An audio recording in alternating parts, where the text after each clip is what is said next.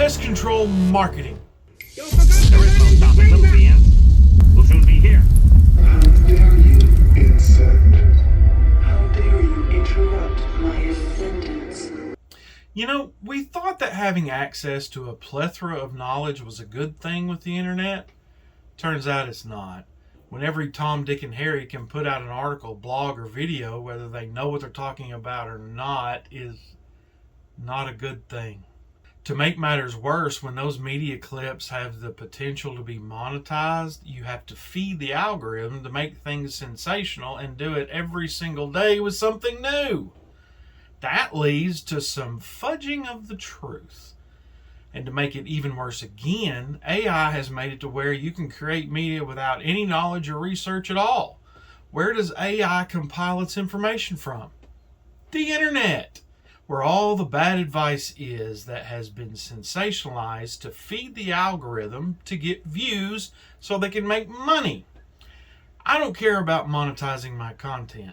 Probably wouldn't be able to anyway, because pest control just isn't sexy, and having this face isn't really helping. Another issue is pest control companies hiring website designers and marketing companies who don't bother to learn the uniqueness of the pest control industry.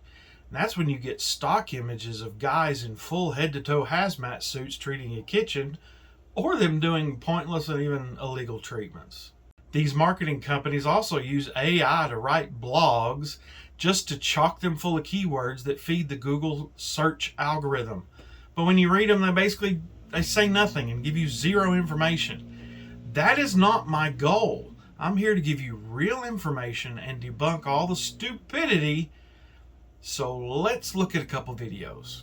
You need to make sure they're doing this right here. It's great that they spray around your house. By the way, that's called a base spray. Sometimes they call it a perimeter spray too. For starters, depending on the label, it is pointless to hose down brick. Think about how porous brick is and how quickly it dries. When we treat a surface, the bug walks on that surface and picks up the pesticide. Well, if it's down in a pit in the brick, the chances of the bug contacting is much less. Most labels, the label is the law, tell you to treat a couple feet up the side of the house and a couple feet out from the foundation. But this has to be altered based on the materials, construction, type of ground, and the target pest. Why focus on the wall when you can focus on the ground more to prevent them from getting on the house to begin with? They spray around your house. By the way, that's called a base spray. What are they treating the concrete for? There's no crack there. Most labels prohibit this, and it's just not effective anyway. The sun is going to cook that with UV rays, and it'll be gone. Now here is where I stop and clarify that there are exceptions to a lot of things, and it depends on the label and the pest, but they are claiming that this is the minimal procedure for preventative pest control, something that you're supposed to look for when you're looking for a pest control company. So some people will freak out about the overspray here, and it can be a problem. You have to be careful, and the wind is a huge factor whether this is a problem or not. He is walking right through what he just sprayed. Bad juju. If you think spraying the lawn is going to give you a pest-free lawn, you are delulu. It's not going to happen no matter what you use. It's outside. That's where the bugs are supposed to be. Besides, if it did kill all the bugs in your lawn would be extremely unhealthy. God put the bugs there for a reason, and they have a job to do. Remember Simba and the circle of life thing? Not all bugs are considered bad. The pest control companies, like the pushy Segway guys, use this lawn treatment lie to make you think you're getting more than you actually are. It's pure BS. There are a few exceptions like fire ants, but as a preventative for general pest control, total bull. Whatever company you use, remember to ask if their product is child and pet friendly. Ours is, but some guys might be a little different. So if you want to get the most value out of your lawn and pest company, ask if the products we use are child friendly. Good Lord. This is marketing lingo BS. Pay attention now. No pesticide is child and pet friendly. Period. Now, used correctly per the label, the label is the law, remember, then the safety risks are very minimal. You see, the products we use are bug dose. We're this big and a bug is this big, right? The dosage for a bug is infinitesimally small compared to human doses. If you take an aspirin to kill your headache, that's what it's going to do. If you take a handful of aspirin, it's going to kill you. The dosage is the poison. Additionally, many products affect things in the pest that we don't even have, like preventing them from producing chitin, which is what makes up their exoskeleton. Do you have an exoskeleton? Or what about the products with borate salts that prevent the insect from creating energy from their food? Borates are in our food all the time, and it's not an issue. These aspects make pest control safer, not safe. Anyone who tells you that it's 100% safe is lying and trying to sell you snake oil. It's the little bit of truth rolled in with a lie without proper context. That's why so many people are terrified of chemicals.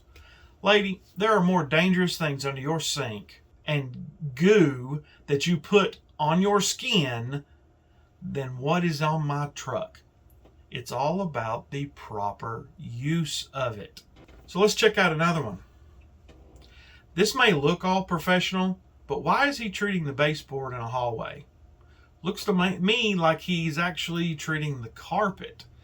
That's not necessary. And for most products, it's illegal to do baseboard treatments. When was the last time you saw a bug on the baseboard? Yeah. And even if you did, that's not where they were living. The focus should be the source and the destination, not what's in between. With the tools we have now, there's almost zero need for this. I can't tell you the last time I did this.